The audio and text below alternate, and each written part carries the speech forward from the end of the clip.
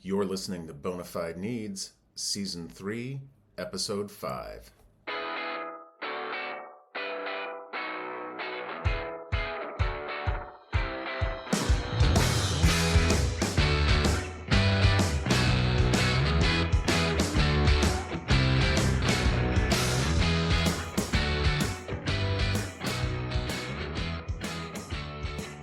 If you've listened to this podcast before, you may be wondering why the host's voice has changed. Well, there's nothing wrong with your audio settings. The Bona Fide Needs podcast has a new host. I'm Craig LaChance, the editor-in-chief of PubK, and I'm thrilled to be the new host for this podcast. I want to thank my predecessor, Bill Olver, for his excellent work over the last couple of years. I know I have some big shoes to fill, but I'm looking forward to working with Arnold and Porter on this podcast to explore some of the most important issues in government contracts law. I want to thank all our listeners for their continued support. Before we delve into today's topic, I want to make a quick announcement about an upcoming PubK event. On May 30th, PubK's Emerging Leaders Division is hosting a happy hour and a lively discussion about designing your career for success. The event will feature some esteemed speakers, including Judge Ryan Holte from the Court of Federal Claims. As someone at the peak of middle age, reflecting on their own work history, I wish I had received some advice early on about designing my career. It probably would have saved me from some wrong turns, missed opportunities, and therapy bills. So trust me, if you're just beginning your career in government contracts, you don't want to miss this event. Again, the happy hour is on May 30th from 5:30 to 7:30 p.m. The location is 655 15th Street Northwest in Washington, D.C., which, for those of you who know their D.C. geography, is the old Ebbett Grill building. The event will be on the roof, which has a phenomenal view of the White House. Information on the event is included in the show notes of this episode. We'll have drinks, judges, and scintillating conversation. We hope to see you there.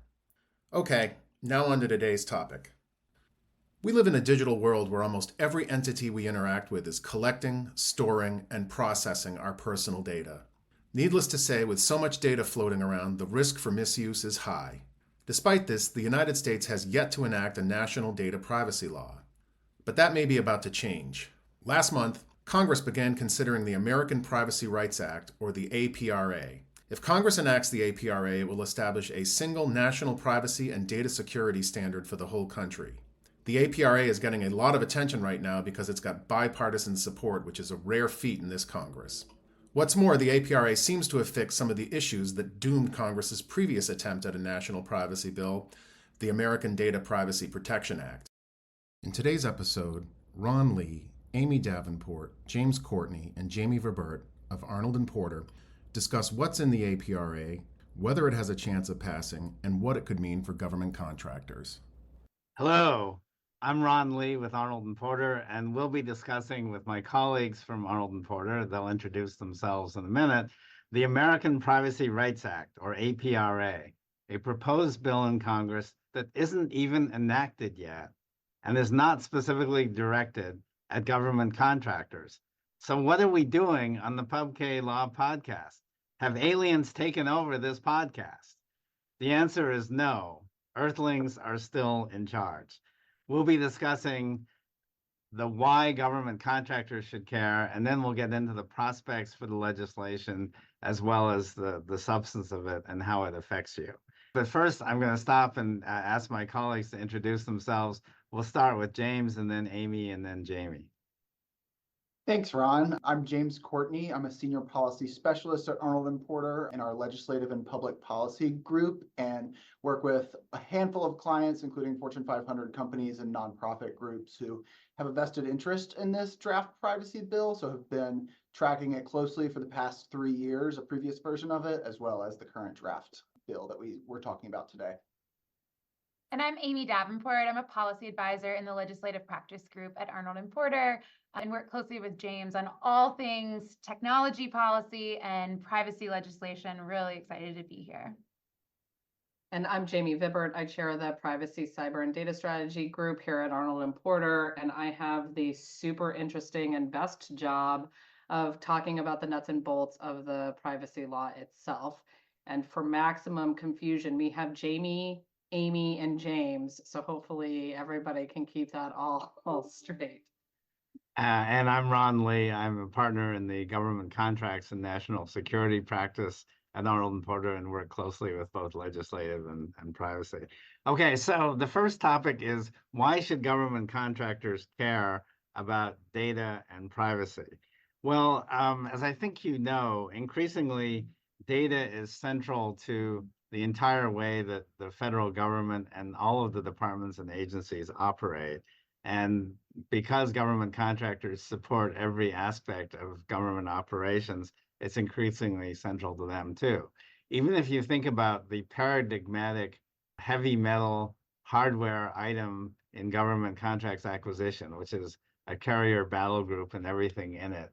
You know, the carrier battle group and everything around it, that's all interesting stuff, but what really powers that group and what makes it effective and lethal when it has to be is data.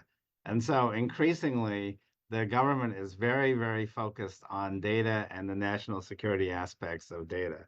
I'll just mention a couple of examples. The recent executive order and proposed rulemaking about bulk personal sensitive data relating to or accessed by nationals of countries of concern. Also, something that was more under the radar, but you may have seen it last week, the Director of National Intelligence issued a policy memorandum governing the intelligence community's use of large data sets and access.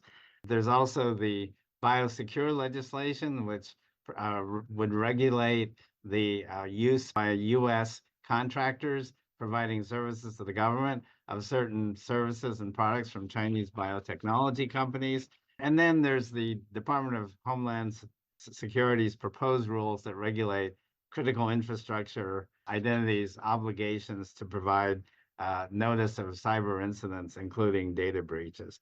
Those are just a few. We could spend the whole time talking about those initiatives, and we won't do that. But the second reason beyond data to care for a government contractor is that comprehensive data legislation, we think, is coming to the United States sooner or later. We'll hear later from James and Amy about whether this is the time, but when it does come, you're going to have some challenges in complying with it while being a government contractor. So it might be appropriate to start thinking about it now. And then the last point I want to make is that there is no such thing as a quote unquote government contractor exemption from APRA, from this privacy legislation that we're going to talk about. So there's no magic wand that you can wave and say, you know, I'm working for the government. This doesn't apply to me. Basically, APRA treats government contractors just the same as anybody else who's subject to the jurisdiction of the Federal Trade Commission and is doing activities regulated by the bill. There are a few exceptions or overlaps or conflicts we can talk about, but by and large, you know, this is not your opportunity as a government contractor to tune out because you're a government contractor. The other main exemption I want to mention is that APRA does exclude employee data from the scope of its coverage. But before you say, well, that's all the only kind of data we have, that's probably not the case. For instance, you have a lot of information about subcontractor personnel. And then, as I hope Jami can touch on later, the definition of covered data here, this is not your parents' covered data. So we've grown up in the last several decades thinking about personal data as personally identifying information. The definition here in APRA is much broader than that and takes into account both current and future technological capabilities. But the main point is, you know, it's much broader than just like traditional personal data like your social security number. So with that, I think that it's time to get into a little bit of the political context, if you will, from Amy and James. And I think that, you know, we've heard in a number of past sessions of Congress about comprehensive privacy legislation. And of course, you're all familiar with the discussions with Europe about whether the US provides adequate data security. But Amy and James, can you tell us a little bit more about those efforts from the past and whether you think this is more of the same or whether something is maybe different this time? Let's start with one of you. Thanks, Ron. Yeah, this is an exciting time.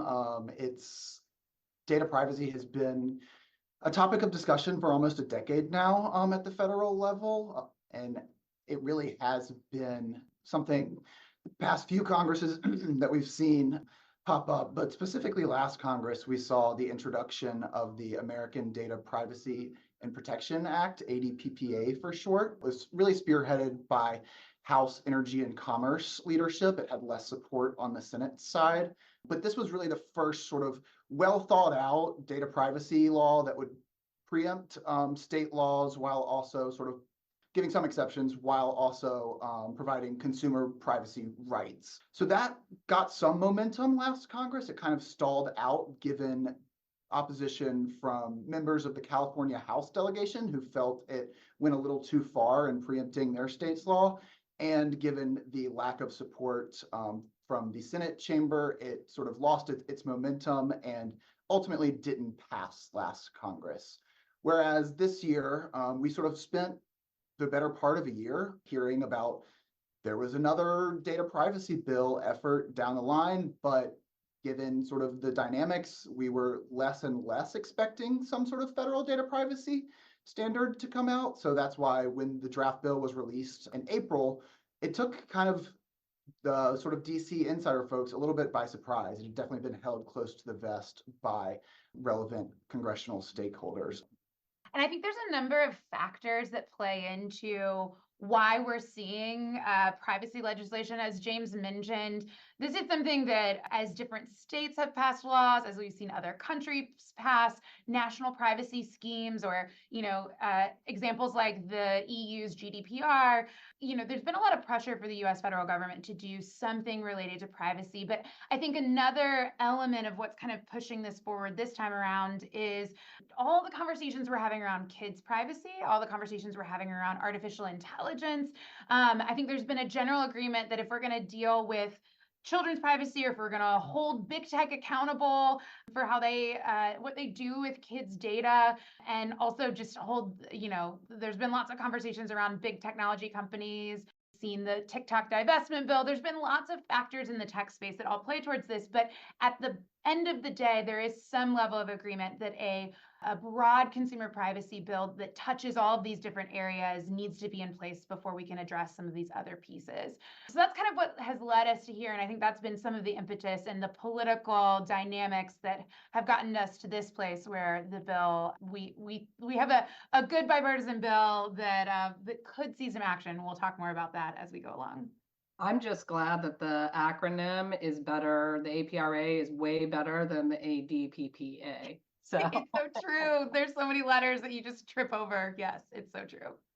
So I think the headline from your discussion is this is something that we need to pay attention to and care about. And so that probably, with that said, it makes sense to dig a little deeper into what's in the bill. So maybe, Jami, you could start us off by giving us an overview of the major provisions in the legislation, understanding that this is a very dense bill. And I do want to mention that in part it's dense because it's keyed to definitions, which are incredibly important. So when you read any provision of the bill, you need to have the definition section close by in your left hand if you're holding the text with your right hand, or vice versa. So Jami. Well, and Ron, this one, the definition section is 35 pages long. So your point is well taken. They spent a lot of time defining things. And I think, one of the reasons that I think that those definitional sections are critical, and Ron touched upon this before, is one, I think for a long time, government contractors, the government in general, nonprofit institutions, and a lot of other organizations didn't really care either about the state consumer privacy laws or about any action at the federal level because, to Ron's point, they didn't think that this applied to them, but it does. And I think that there is an increased recognition by companies that broad-based privacy bills that wouldn't have applied to them 10 years ago now do apply to them because of the value of data, the sources of data, and the reason that these entities are using the data. So it does become more and more important. The other thing from a definitional perspective that's important before I talk about the provisions of the APRA is that I really do like that. It's not your parents' covered data. So this is any piece of data that could be linked to an individual.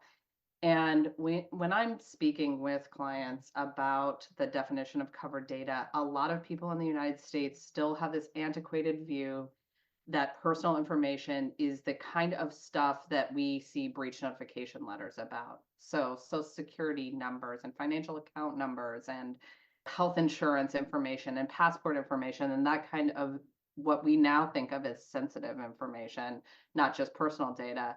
And when it comes down to it, actually, I think what the government is concerned about and why we're seeing this bill is partially because we understand that even non-sensitive information like IP addresses and information collected via cookies and online trackers, all of that information, which, by the way, government contractors have for sure if they have a website, right? They're collecting this type of information, and there are uses of that information that could be dangerous to people or, to our national security interests or whatever the case may be in any given circumstance, which is why the definition of covered data is so broad. Now, it does exclude some things. It excludes publicly available information. It excludes what we call de-identified information, which is information that where the individual identifiers have been removed. So de-identified information.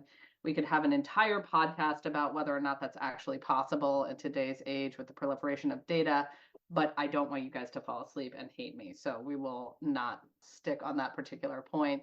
And as Ron also mentioned, it doesn't include employee data. That has been a fight across the United States in the state laws as well. And that's why we only have one that covers employee data. So that's just foundational.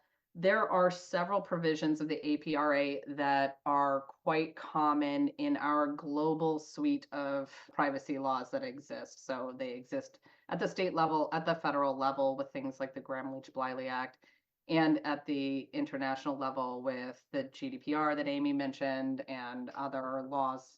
Most countries have a privacy law at this point. And there are common principles. There's the principle of transparency. That's why everybody sees a privacy notice or a privacy policy when they go on the website. That's the transparency obligation, meaning you're supposed to tell people what you're doing with their data. There is an idea of individuals' rights over their personal data. So almost all of these privacy laws allow people to get access to the data that you have about them, or to delete the data that you have about them, or to opt out of certain activities, whether that's opting out of consent that they gave, opting out of certain sensitive things that might happen, including, I do, want to take a side note to mention that this act, like many of the state privacy laws and GDPR and other privacy laws, has an AI component to it, a covered algorithm component to it. But so these individual rights can include things like opting out of particular types of processing using covered algorithms. So that's in the individual rights space. The one thing, and there is a data protection aspect of this, which government contractors are going to be very well equipped to handle. Government contractors have been doing cybersecurity for way longer than most companies, frankly. So I'm not concerned that you'd be able to comply with the data protection aspects of this act. The one unique aspect to this act that I want to focus a little bit of time on before we move on to the more interesting stuff that Amy and James are going to talk about, but is this concept of data minimization. So this is a privacy concept that is very long-standing, but it hasn't typically been enshrined in a law in the way that it's enshrined in this one. And the way that data minimization works here is to prohibit collection of data, and even more so specific types of data, without a need for the use of that data, or subject to several exceptions, which look like other bases on which to collect data that give you a necessary purpose to hold on to it. So those exceptions can be things like consent, but it can also be things like you need it to comply with your legal obligations, or you need it to be able to protect the health and safety of individuals. So there are certain exceptions where you can collect more data than is necessary to provide the given product or service, but they're very limited and very narrow exceptions to that rule. Yeah, and Jamie, I think that's such an interesting point because it's something that we've seen some stakeholders in the folks that are advocating on different provisions within APRA. This is something they flagged as this is different than I think almost every US state privacy law, where generally you start with the assumption that you permit the processing of personal data except in certain circumstances. And here we're going with the presumption that data should be minimized at all cost, presuming that the less data there is, the less harm that can be done to that data. So it's an interesting, it kind of flips on its head what we've seen in a lot of these other places. And so it'll be interesting to see kind of as Congress reviews this, how folks respond, because I think this is something that stakeholders are trying to think through. Gosh, do we like this? Do we not? What is this actually going to look like in practice? There's definitely been a bipartisan coalition kind of coalescing around this data minimization and putting more of the onus back on the people collecting the data, these companies and nonprofits that fall under the definition, rather than putting the onus on the consumer and just, clicking a button on a website that we've all done to just get to whatever we need to buy on Amazon or whatever e-commerce site we're using. So there's definitely some bipartisan congressional support on this of shifting that responsibility away from consumers who don't necessarily have all that education and resources about where and what is exactly being collected by them, and putting it back onto the actual collectors of it. So it's definitely interesting dynamics in terms of that you're seeing sort of a broad coalition come together behind this sort of novel concept that hasn't been really enshrined in any formal legislation. So there are a couple of topics I'd like to get a discussion going among Amy, James, and Jamie. But before doing that, so Jamie mentioned data protection, and I think what she really meant was cybersecurity or data security, because the term data protection in Europe, of course, means something different and refers to the overall privacy regime, as the name GDPR suggests. But I just wanted to mention, again, for the benefit of government contractors who may have tuned in here, that the APRA does have cybersecurity requirements, and they are basically in line with the trend you see in the GDPR and other major legislation, which is I'll paraphrase by saying you got to protect the data in the right way. It's got to be appropriate. There is no exemption for government contractors who may be subject to other cybersecurity regimes. So if you're a DoD and you're like thinking, oh, I've invested a lot in CMMC and that'll take care of me, think again. Same with FISMA. That compliance with that does not get you anything with APRA.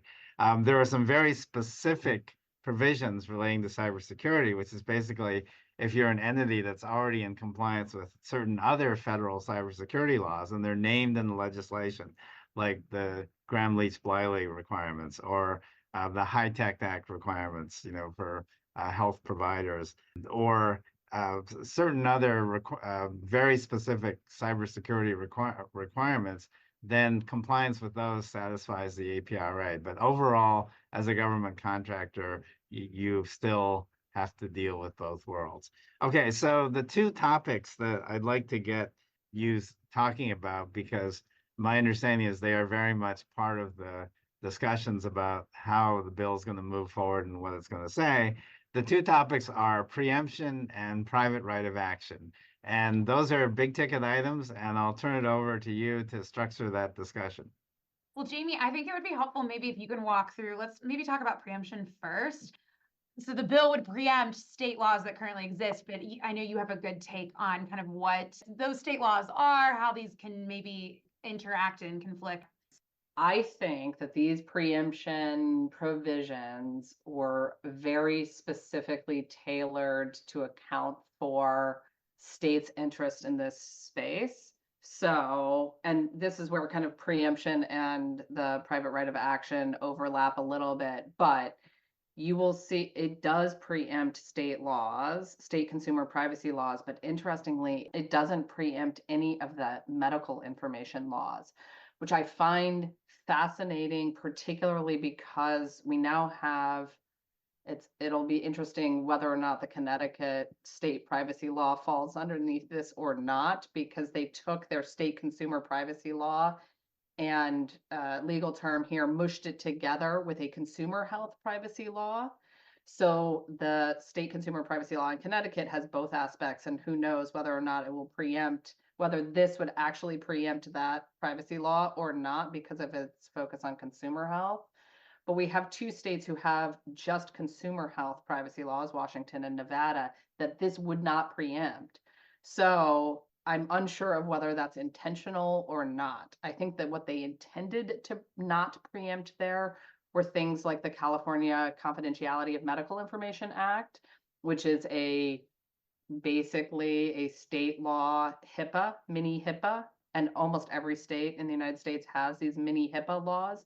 I think they were trying to not preempt mini HIPAA laws, but as written, it doesn't preempt the state consumer health data laws, which, like I said, in Washington have private rights of action and encompass a ton of data that I think maybe the APRA was trying to cover. So that aspect of it is interesting.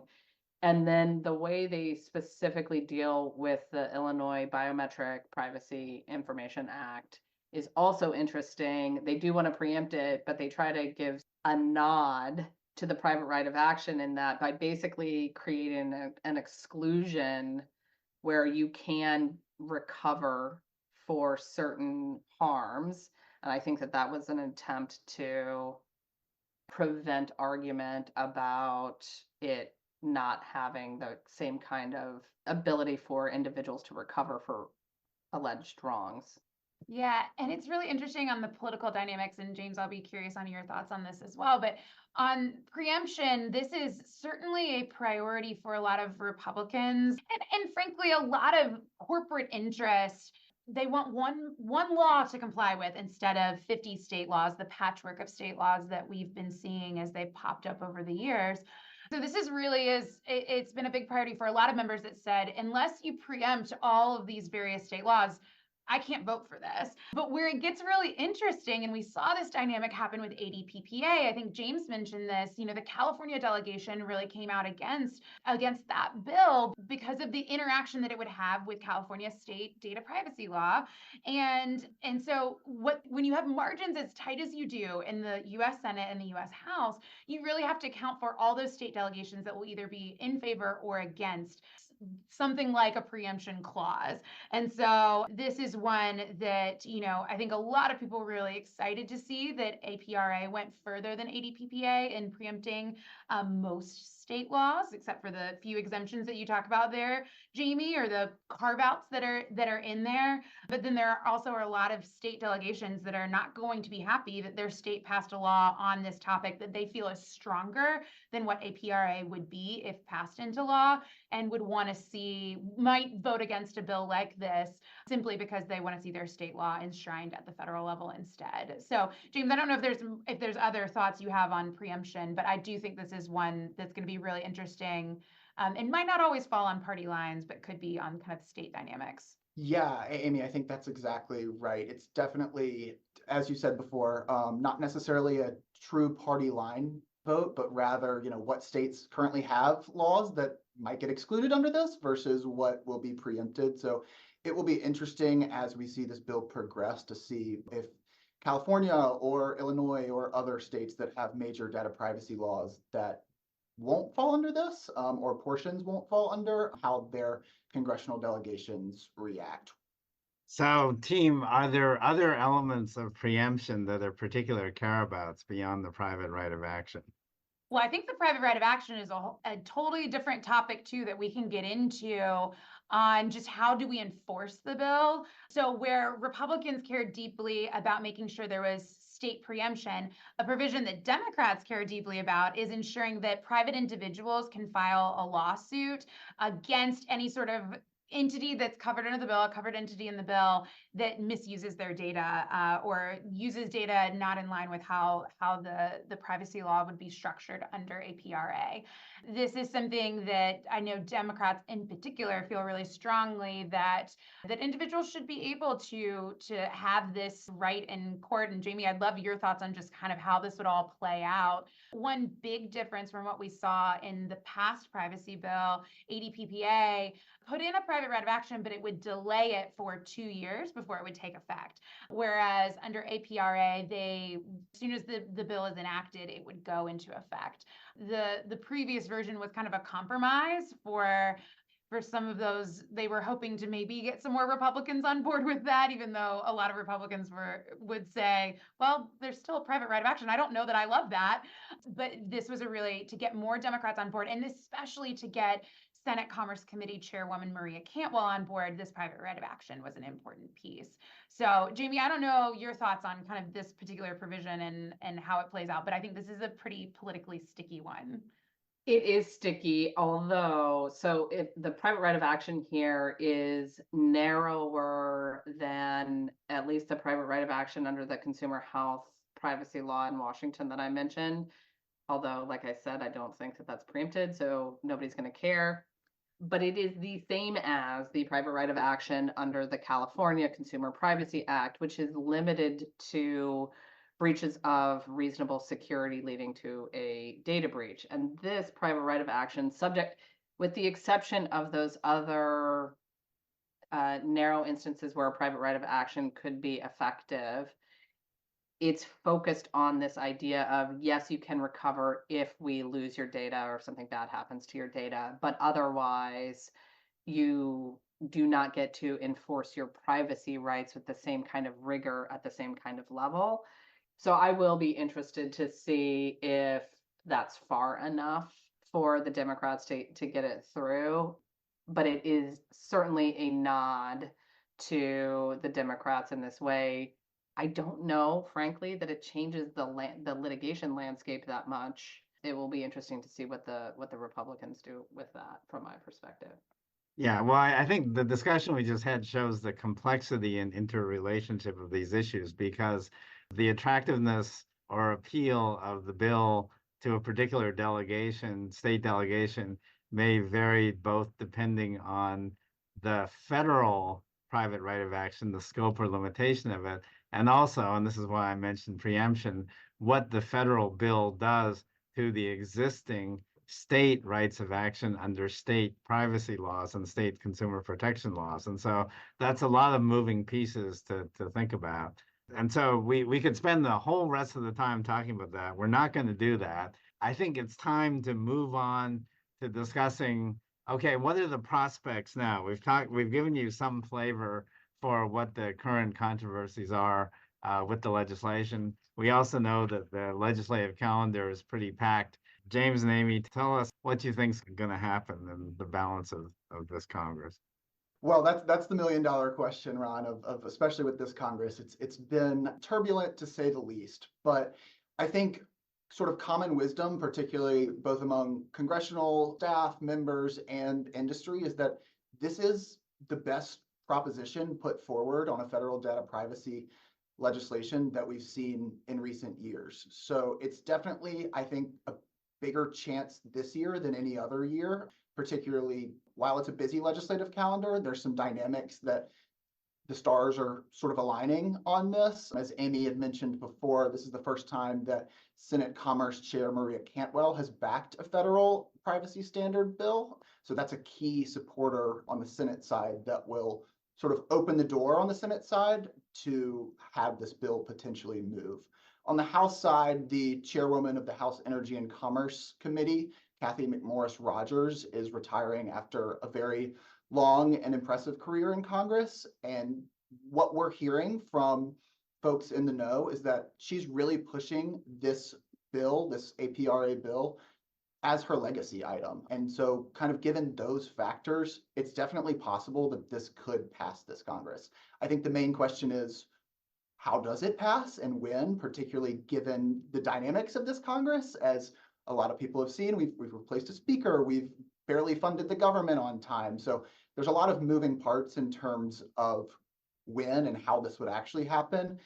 Our common thinking is that this would be a post-election move by Congress in the what they call lame duck session, just given the particularly busy calendar this summer and the turn towards 2024 campaigns for a lot of members. But Amy, would love to hear your thoughts.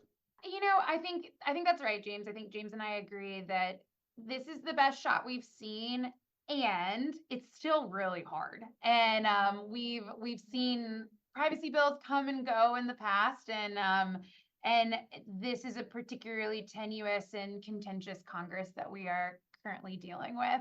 So it will be interesting to see whether they can actually get it done in a lame duck. And that's probably the best chance they have. And I think the election dynamics could play into that. That said, I think that there are other pieces of this. I mentioned up top that kids' privacy could play a factor into this. And I know that you all are thinking, oh, I'm a government contractor, kids' privacy, why does that matter? But I think for the broader dynamics, it really does matter. Congress is attempting to attach kids' privacy to a federal aviation administration bill, tried lots of different angles. And so I think there's this overarching desire to see privacy legislation passed. And so that really could come into play here and could force things over the finish line. That said, in talking to a senator recently, he said, I really like this bill. I think that this could go far. I think the big question is how many things do people try to get attached to the bill? And he said, I have a list of things that I want to get attached to this bill. And so I think the really big question is how do the champions of this bill keep it preserved in the bipartisan nature that it is, while also maybe being open to amendments if it gets them more votes. But how do you do that without losing other votes? That's going to be tricky. We will see, but we are hopeful, and I think a lot of folks are looking at this as a potential option. Now, again, there's a lot more to read here, to study. The House Energy and Commerce Committee will consider this as part of their May 23rd, they have a markup on May 23rd. We think this will be part of it. So it's very possible that we'll see some action soon, at least in the House. You know, the other thing that I find interesting about this particular push, to your point, this does not address children's privacy, but we can hold up this shiny thing that nobody could disagree with of children's privacy, even though this doesn't have a lot to do with it. The other thing, and this relates to the data minimization, I think that there is a broad push to just clamp down on the amount of data that companies have, period. It's hard to argue against that as a foundational principle. And so again, it's almost like kids' privacy. It's like we need to have fewer data stores because it hurts people.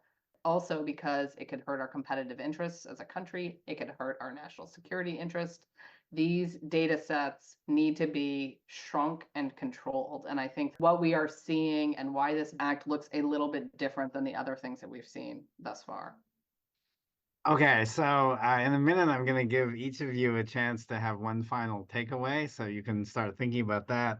And I'll give you my takeaway. I might cheat and have two. The first is we talked about preemption, but what's interesting is the APRA does not actually, by its terms, purport to preempt the state data breach notification laws. And if you remember going back a few Congresses, that was a big ticket item. Oh, that's why we need preemption. And we can all speculate about the reasons for that, but I think there's at least two.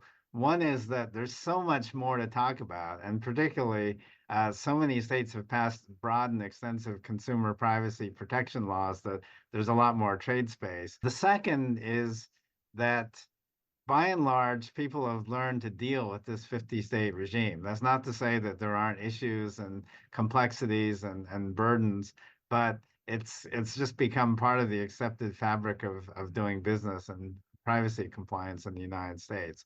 So with that, let me pass it first to Amy for your one takeaway you'd like to leave our listeners with about APR.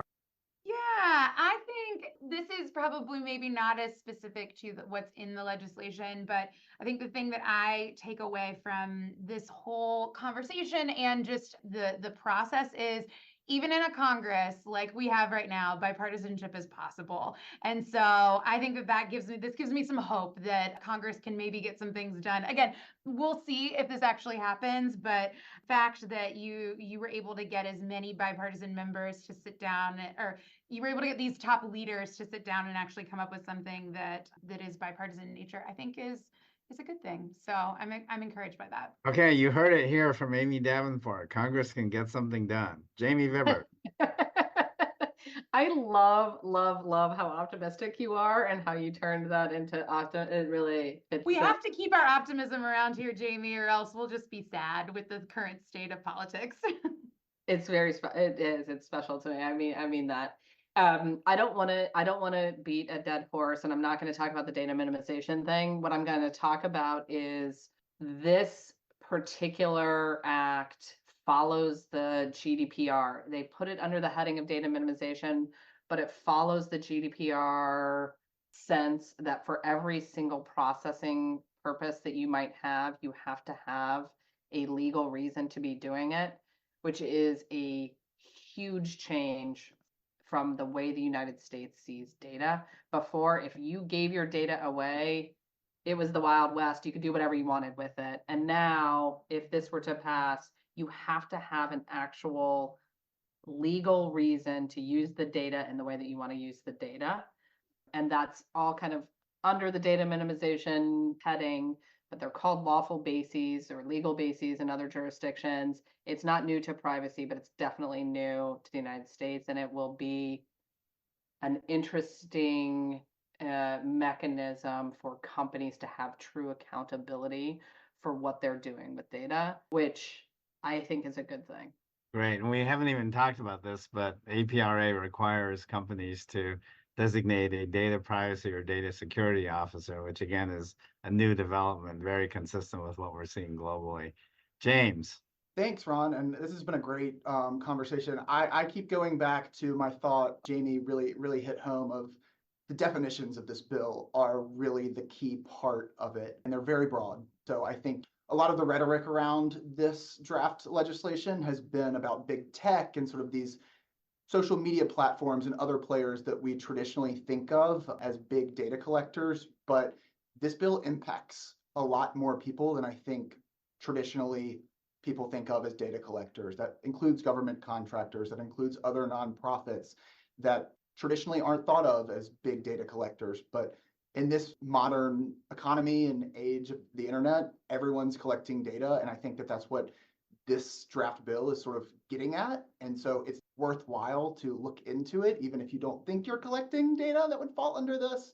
It is absolutely going to impact a broad swath of companies, nonprofits, government contractors, and the rest of the environment as well. Great. So thank you, James, Amy, and Jami, for your thoughts. And with that, this concludes this episode of PubK Law Podcast. Thank you for listening.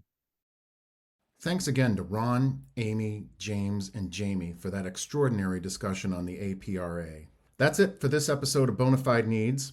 To keep up with government contracting and legal developments every day, subscribe to PubK at pubkgroup.com. For additional expert analysis and insights, you can find multiple timely and informative blogs at arnoldporter.com. Thanks for listening. You can find Bona Fide Needs on your favorite podcast platform, including Apple Podcasts, Spotify, Amazon, and YouTube. You can help us reach more listeners by liking, subscribing, or leaving a review. For Arnold and Porter and the PubK Group, this is Craig LaChance.